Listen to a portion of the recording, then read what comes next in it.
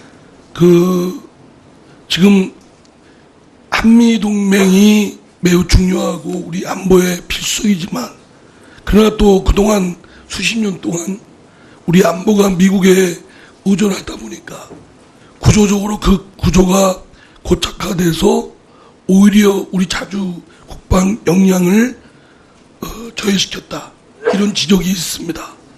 그래서 한미동맹도 유지를 하지만 우리 자주 국방 역량을 강화시킬 수 있는 지나치게 한미동맹의 의존적인 이런 구조를 돌파할, 극복할 방안은 갖고 계십니까?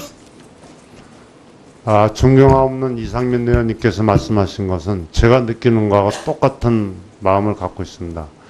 제가 말씀드린 한미동맹을 더욱 굳건히 하겠다 하는 분야에 있어서는 우리가 매일 한미동맹 하면서 우리 자주국방 쪽에 무게를 두지 않고 많은 세월이 감으로써 습관화되어 있는 현상이 있습니다. 지금 우리가 세계에서 10위권 내의 경제 대국이고 우리나라의 그 역사성으로 보면 세계에서 자랑할 만한 역사인데 우리가 스스로 우리나라를 지킬 수 있고 그렇게 자신감 있는 나라가 돼야만 주변국으로부터 무시를 당하지 않고 또한 미국도 더욱더 우리를 존중하게 여길 거라 생각합니다. 그리고 우리가 지금 국방개혁 내용 중에 합동성을 강화시킨다, 이런 네. 내용이 들어가 있죠. 네. 그 중에 이제 3군이, 우리 또한 이것도 수십 년 동안 우리 국군 구조에 육군 중심으로 고착화되어 있고, 어쨌든 많은 전문가들이 3군이 균형을 통하고 균형 발전을 하고, 또 이렇게 균형 발전을 전제를 해서 효율 통합을, 그래서 합동성을 강화하는 이런 것들이 필요하다고 많은 전문가들이 지적을 하는데 잘 안 됩니다. 그 이유와 실제로 국방장관이 되면 그런 방향으로 가야 될 보완을 말씀해 주시죠. 실제 전투 국면에서는 합동성의 기초에서 전투를 해야만 현대전에서 승전을 할 수 있습니다. 거기에서의 합동성은 지상군은 지상군의 임무, 해군은 해군의 임무, 공군은 공군의 임무를 완벽하게 수행할 수 있는 각군 특성을 보장해 주는 데 있습니다. 각군 특성을 보장하는 합동성을 제가 다시 한번 제안을 해가지고 국군 전체에서 확산시키고자 합니다. 지금 세상이 이제 복잡성의 세계고 초연결 사회고 뭐 이렇게 등등 하기 때문에 종래의 군사 체계인 육군, 해군, 공군 체계만으로는 안 되잖아요. 네, 그죠? 맞습니다. 그래서 뭐 사이버 방어군이라든지 우주 항공군이라든지 등등의 여러 다양한 군사 조직이 필요하다고 생각되는데, 장관이 되시면 어떤 보관이 있습니까? 새로운 조직으로 생각할 수 있는 것들. 지금은 수세적이고 방어적으로만 되어 있는 군 구조를 공세적이고 적극적 구조로 다 바꿔나가서 우리 국민에게는 자신감을 갖게 해드리고 우리 국군에게는 승리할 수 있다는 승전의식을 갖게끔 구조를 바꿔나가겠습니다. 구체적으로 어떤 조직이 필요하다고 생각됩니까? 구체적으로는 공정 분야, 지상군으로 얘기하면은 공정작전 분야, 또 기동작전 분야, 그 다음에 해군은 상륙작전 분야, 공군은 주요 표적 사전 타격 분야 등등으로 해서 중심적으로 발전하고, 특히 사이버전은 제3의 전쟁을 떠나서 제4의 전쟁까지 영향을 미치기 때문에 사이버전 능력을 대폭 강화하도록 하겠습니다. 지금 사이버 사령부의 인력이나 전문성이나 이런 것들이 우선 북한에 비해서도 훨씬 여류해 있죠. 훨씬 열세가 아니라 대단히 열세에 빠져 있고 그 분야는 집중적으로 키워야 미래전에서는 승전을 할 수 있다고 생각합니다. 특히 우리에는 IT 전문 인력들이 많이 있는데 네. 사실은 그런 소프트웨어 능력이 있는 인재들이 제대로 예우를 받지 못하고 있거든요. 네, 맞습니다. 오히려 그래서 일자리 창출이나 군의 전문성 강화나 뭐 이런 데 인재 육성 차원에서 사이버 우리 군에서 군의 역량을 강화시키면 여러 가지에 기대되는 이익이 있다고 생각됩니다. 네, 어떻습니까? 지금 존경하는 이상민 의원님 말씀에 전적으로 동의하면서 그 분야를 중점적으로 발전시키도록 하겠습니다. 예, 하나 더 질문을 하면요. 제가 법사위원장 있을 때도 국방부에 여러 차례 요구를 했는데 지금 우리 군 사기 중에 저는 퇴역 후에 그런 프로그램이 너무 허술합니다. 보면 보훈처에서 직업 소개하는 안내 역할 정도에 머물러 있거든요. 그럼 군에서 쌓은 전문 역량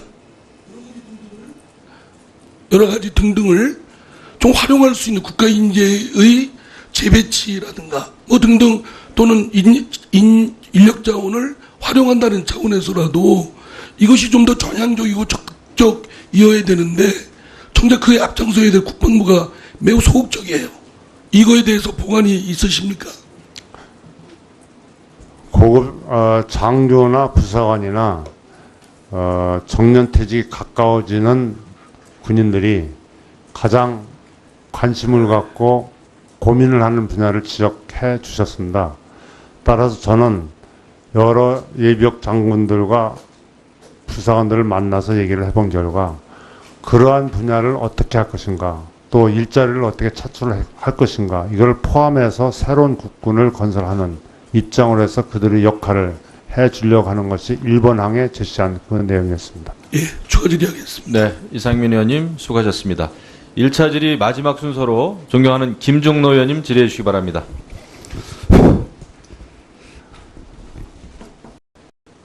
제가 마지막인가요? 네. 예. 장관님, 후보자님, 장관 후보자시죠? 존경하는 우리 진영 의원님께서 말씀하셨듯이 정말 장관이 이번에는 소신이 있었으면 좋겠다는 생각 때문에 제가 당론도 거스르고 찬성 쪽으로 돌아섰습니다. 저 며칠간 잠 거의 못 자고 고민을 많이 했습니다. 지금 대단히 문제가 많습니다. 국방부 개혁을 아마 지금 장관 후보자 노무현 정부 시절부터 시작했죠. 네, 지금부터 아무것도 안 된 게 없어요, 개혁이. 네, 맞습니다. 그래서 후보장님께서 지금 그 참모총장을 할 때까지 독선적인 지휘를 하고 또 존중이나 배려보다는 자기 주관대로 모든 업무를 추진해오고 경청을 않는 그런 습관이 있다고 그래요. 그런 반면에 충성심이 강하고 결단력 있고 추진력 있고 개혁성이 강하다고 그래요. 그래서 그런 부분들이 지금 약점으로 지금 전부 여기 지금 8가지 제가 그 비리랄까요? 이런 그 신문에도 회자되고 이런 부분들을 제가 다 조사하고 저는 신문도 이번에는 관심을 안 가졌어요. 또 어떠한 경우든 어떠한 그 제보도 별로 관심 없어요. 제 스스로가 모든 정보 계통을 통해서 수집한 정보와 또 선후배들 육해 공군을 다 합쳐서 제가 결론을 내린 겁니다. 정말 이런 사람이면 국가와 국민의 충성을 할 수 있지 않은가 이런 생각을 갖는데 아까 진영 의원님 말씀하셨듯이 그 사드를 인준을 하냐 안 하냐에 대해서 우물우물하는 걸 보고 저는 좀 여러 가지 생각이 드는데 지금 청와대 안보 라인 특히 국방 라인이 굉장히 취약합니다. 제가 보기에. 군사 전문가가 없어요. 그러면 장관이 정말 중심을 잡고 주관이 확고하지 않으면 정말 안보 저는 위태롭게 봅니다. 지금. 그래서 제가 후보자님을 굉장히 깊게 연구도 하고 파헤쳐 봤습니다. 우리 실에서 또 묻는 거에 대한 답변도 하시고 아까 우리 이정현 의원님께서 말씀하신 그 나무 껍질 먹고 물을 마시더라도 몸을 지키고 인간의 도리라라. 뭐 가훈이 선배기를 가라고 하셨다면서요? 그렇습니까? 네, 맞습니다. 근데 지난번 황교안 총리한테도 제가 그런 얘기를 드렸었는데 청와대 부근만 가면 선비가 4시가 돼요. 정말 이번에 잘해야 됩니다. 존경 없는 예. 김중동 의원님 말씀을 가슴 깊이 새기겠습니다. 그래서 뭐 고조부께서 을사 오적 뭐 참사라고 그냥 낙향해서 죽음을 가졌다고 그래요. 그런 집안에 뼈대가 있다면 정말 국가를 이끄는 국방수장으로서 제대로 해야 된다고 저는 생각해서 여기 옆에 우리 원내대표님 계시지만 저한테 그랬어요. 정말 그런 개혁성이 있고 뭐 다 좋지만 이런 의혹들을 그냥 넘어갈 수 없다. 그래서 당의 다수 의원님들이 전부 다 그 부적격으로 이렇게 생각하는데 그거 좀 참고를 해서 잘 좀 해주십시오 하는 간곡한 요청도 있었어요. 그러나 저는 지금 상황이 군 개혁을 하지 않으면 정말 우리나라 문제가 된다고 생각해요. 그리고 두 번째는 지금 이 청문회가 늦어지면서 4월 달에 있어야 될 정기 인사가 안 돼가지고 지금 전방에서 전부 간다고 보따리 싸고 회식까지 다 하고 지금 기다리고 있습니다. 그리고 이 문제로 인해서 지금 청문회가 늦어질수록 각 군별로 권익보호 차원에서 싸움이 벌어져 있어요. 저는 정말 우려스러워요. 지금 이 장관 자리 하나 놓고 지금 인사에 각 군별로 나타나는 그 갈등. 이게 잘못하면 군이 이상한 방향으로 비춰지지 않을까 하는 생각까지 들어요. 그래서 저는 정말 빠른 시간 내에 이걸 해서 정말 국방부가 안정을 되찾는 그런 분위기가 됐으면 좋겠다고 생각을 해요. 그리고 아까 후보님께서 말씀하신 재창설 수준으로 개혁을 하겠다. 여기에 사무권 통합 문제도 포함이 되겠죠? 깊게 검토를 할 예정입니다. 이거 심각하게 고려해 봐야 됩니다. 지금 전력 운영비가 70이고 전력 증강비가 30이에요. 이 구조를 완전히 바꿔야 됩니다. 예. 그렇지 않으면 우리나라 앞으로 통일호를 대비하는 문제라든가 첨단 과학군으로 가는데 굉장한 문제가 있을 때 이거 하면 5, 6년 만에 장군 숫자 1, 2명 줄이고 있는 그 국방개혁은 대대적으로 이루어집니다. 그래서 이 문제를 정말 심각히 고려를 해 주시고 후보자님께서 국방 시급한 과제라고 그래서 방산비리라고 통상 말씀하시지만 방산비리가 아니라 방위 사업비리입니다. 그리고 탕평 인사 문제, 예산 낭비 문제, 주의남용, 기득권 이런 것들만 저기 여기에 하나 더 넣으셔야 될 게 있어요. 병력비리입니다. 병력비리. 제가 국회의원 돼서 병력비리하고 방산비리하고 군 개혁 문제는 누구 붙었던 부분인데 요거는 전반적으로 국방개혁을 확실하게 하면 이게 다 해결된다고 저는 봐요. 네, 또 맞습니다. 추가 질의 때 이제 말씀드리겠습니다. 로 지정되고 나서 그 자료를 보니까 아까 존경하는 정진석 정진석 의원께서 위원님께서 동의한 게 아니냐 하고 말씀하신 것이 바로 그 지점입니다. 제가 생각할 때는 이거 그대로 보고를 하게 되면은 나중에 문제가 생길 것이다. 그래서 그러면 이렇게 하는 것이 그래도 낫겠습니다 하고 실무자가 얘기해서 그러면 일단 내가 국회에 가서 말씀을 드리겠다 한 내용입니다. 그래서 국회에서의 그 비준 여부를 더 떠나서 저는 절차의 정당성이라든가 한중 외교 문제 같은 데에서 설득하고 한국의 입장을 이해할 수 있는 그런 기회를 만들어 준다면 더욱더 보람된 대한민국이 안정된 국가가 아니겠는가 이런 것을 보여주기 위한 절차는 꼭 필요하다고 생각합니다. 그래서 이제 그 국회 동의가 필요하다, 필요하지 않다 여기서 확실하게 답변하기는 어려우시더라도 예, 확실한 소신은 가지고 계셔야 돼요. 장관으로서. 물론 이제 국회 와서 답변을 다 할 수는 없을 거예요. 예, 그건 내부적으로 또 해야 될 얘기도 있고 그렇지만은 장관으로서는 확실한 소신을 가지고 계셔야지. 이게 상황 봐서 말이지 이렇게 해가지고 왔다 갔다 하면 네, 그렇지 않도록 노력하겠습니다. 전 군을 통솔해야 되는데 군에 대한 신뢰도 떨어지고 상부에 대한 신뢰도 떨어진다고 또 국민이 믿을 수가 없고 말이죠. 그래서 그런 부분에서 제가 듣기에 우리 송 후보자께서는 뭐 능력이나 또 뭐 합참의 그 전략계 전략계 본부장 시절에 여러 가지 경험도 있어서 국방부 장관으로서 능력과 그 경력, 자질은 충분하다 이렇게 얘기를 들었었는데 그런 부분이 있다 그래서 국방방 우리 후보자께서는 동의를 안 하면서 청문회를 통해서 진실을 밝히겠다. 마치 진실이 지금 제대로 안 밝혀진 것처럼 말씀을 하셨어요. 워낙 그 의혹이 많아서 그걸 다 묻기에는 좀 시간상 부족해서 우선 음주운전 부분을 제가 좀 보충적으로 우리 김학영 의원에 이어서 좀 질의를 하겠습니다.